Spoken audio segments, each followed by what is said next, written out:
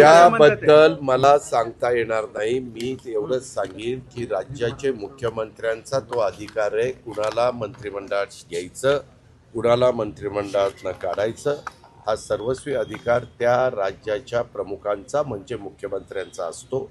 त्याबद्दल देवेंद्र फडणवीस साहेब काय तो निर्णय घेतील. नाही, ते त्यांच्या कामाला गेलं. नीती आयोग कार्यक्रम होता तिकडं. त्याहीबद्दल काल सांगितलं. त्यांनी माझ्या माहितीप्रमाणे डायरेक्ट आम्ही त्यांना कॉन्ट्रॅक्ट दिलेलं नव्हतं. ते सब कॉन्ट्रॅक्टर होते. कॉन्ट्रॅक्टरची बिलं आम्ही देतोय.